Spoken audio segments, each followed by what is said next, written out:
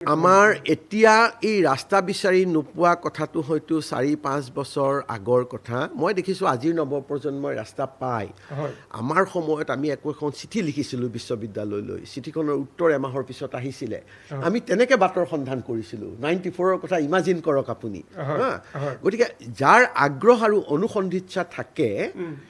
তেওঁ কোনোৱে ৰব নালাগে যে মোক কোনোবাই বাটৰ সন্ধান দিব আগ্ৰহ আৰু অনুসন্ধিৎসাই মই যদি 94 চনত ইণ্টাৰনেট নথকাকৈ একো নথকাকৈ যদি মই চিঠি লিখি যদি মই সন্ধান পাইছিলোঁ তেতিয়াহ'লে আজিৰ যুগত এইটো কোৱাটো এটা অবান্তৰ কথা এটা মই কৈছোঁ আৰু যিজন ল'ৰাৰ আগ্ৰহ আৰু অনুসন্ধিৎসা নাই তেওঁক মই ৰেডিমেড পেকেজ দি পেলাই পঠাই পেলাই তেওঁক যদি শিকাই বুজাইও আনো তেওঁৰ প্ৰডাক্টটো কেতিয়াও উন্নত প্ৰডাক্ট নহয় তেওঁ গতিকে তেওঁ ইয়াতে থাকক আৰু যোনকেইজন যায় নিজে বিচাৰ খোচাৰ অনুসন্ধিৎসা কৰি নিজৰ বলত বলিয়ান হৈ নিজে লোন লৈছে নিজে স্কলাৰশ্বিপ লৈছে মাক দেউতাকৰ পইচাত নহয় সেইকেইজনে আচলতে গৈ তেওঁলোকে গোটেই পৃথিৱী জিনি আহিব পাৰিব